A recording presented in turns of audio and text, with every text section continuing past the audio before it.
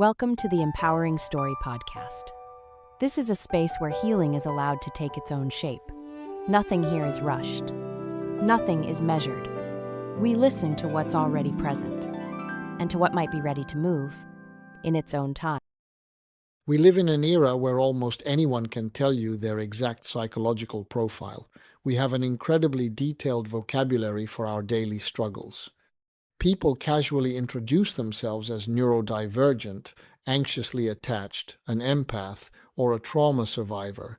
Yet having perfectly precise words to describe what is wrong with us hasn't made us whole. In fact, many people feel more fragmented and stuck than ever before. Historically, clinical frameworks, like those developed by psychiatrist Viktor Frankl, were designed to help people find meaning in suffering, not to be permanent identity badges.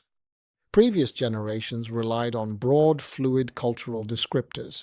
In the 1980s, you might have been called a yuppie, a young urban professional. Today, we've replaced those societal tags with hyper-specific medical diagnoses. What started as clinical language to describe symptoms and behaviors has slowly mutated.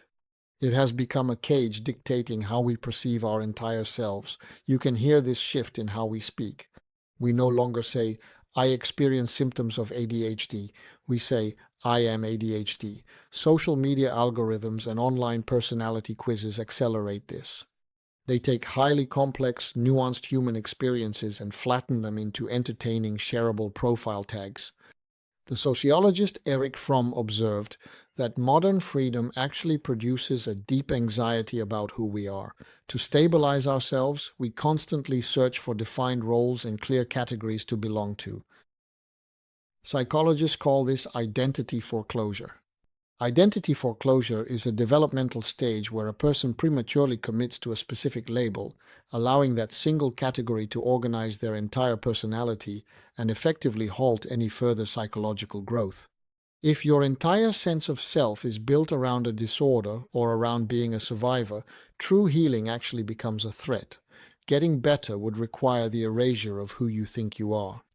When someone is over-identified with a clinical label, they often sound highly articulate, but listen closely, and it sounds like they are reporting on themselves from a distance, rather than speaking from within their own lived experience. This precise terminology acts as a protective shield. It keeps the story perfectly organized, which keeps the actual messy pain safely at arm's length. This diagram illustrates the disconnect. On one side, the intellectual mind neatly sorts pain into diagnostic boxes. On the other side, the nervous system still physically holds the original chaotic protective response. This creates what is known as the somatic bottleneck.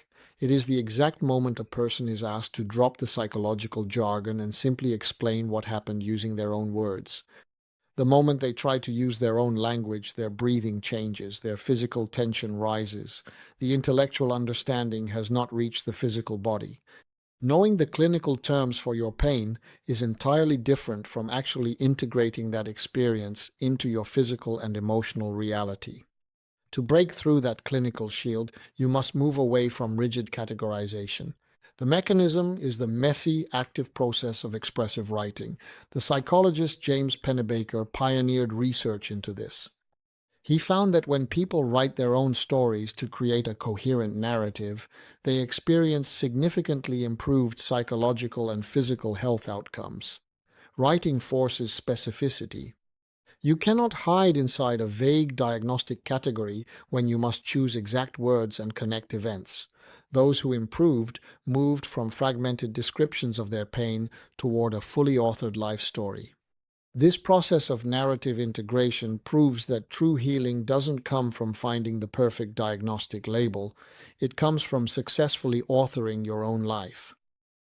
Many modern healing models unintentionally encourage us to simply replace one identity label with another, like upgrading from victim to survivor, but that still keeps the trauma at the absolute center of the self. The ultimate goal is reclaiming authorship. You must shift from placing your entire life inside the event to placing the event within your broader life. Labels can help us understand pieces of ourselves, but they can never hold the whole of who we are. We don't heal by finding the right category. We heal when we finally find our voice. Thank you for listening to the Empowering Story podcast. This space will be here when you return. I am Sean Dorf, and I want to thank you for being here. It's an honor to share this space with you. Until next time.